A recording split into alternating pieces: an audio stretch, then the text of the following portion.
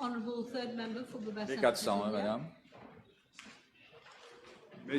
Madam Speaker, the House may recall that it was under my Prime Ministership that in August of 2000, the Independent Broadcasting Authority Act was enacted to make provision for the liberalization of the audiovisual sector. Hence, private radios became a reality. The Independent Broadcasting Authority Act therefore already caters for the liberalization of the audiovisual sector in Mauritius. In fact, the first schedule of the IB Act relating to licenses provides inter alia for private commercial free-to-air medium-wave radio broadcasting license, private commercial free-to-air FM radio broadcasting license, as well as private commercial television broadcasting license, which are all regulated under the, I think, Section 19 of the IB Act. Therefore, Madam Speaker, the question of amending the IB Act in order to cater for liberalization of the audiovisual sector does not arise, it's already there. Madam Speaker, I wish to apprise the House that during the period 14th of November 2013 to the 25th of January 2014, the IBA received 4 applications from local and international companies for a private television license. In this connection, the then IBA board had decided the applications for private television license to broadcast films, sports, and entertainment programs would be invited through an expression of interest from all interested parties.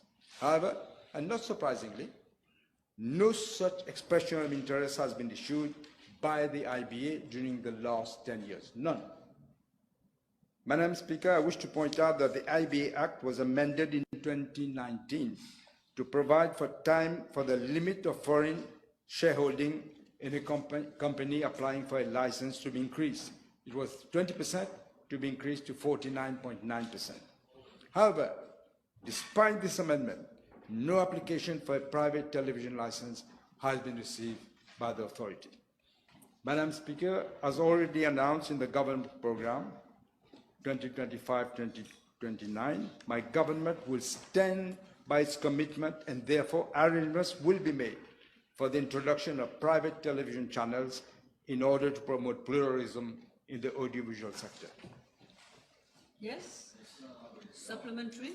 Oui, j'ai bien compris la réponse de l'honorable Premier ministre, mais je voudrais qu'il nous confirme une chose. Depuis l'entrée en fonction du nouveau gouvernement, et lui-même en tant que nouveau Premier ministre, est-ce qu'il peut confirmer qu'il n'y a pas eu aucune demande pour opérer une télévision privée, et parce qu'il y a certaines informations qui circulent à l'effet qu'il y a des demandes qui ont été déposées depuis l'entrée en fonction du nouveau gouvernement pour opérer une télévision privée? I'm not aware that any demand has been made yet, but when we look at the whole picture, we're going to re-look at this.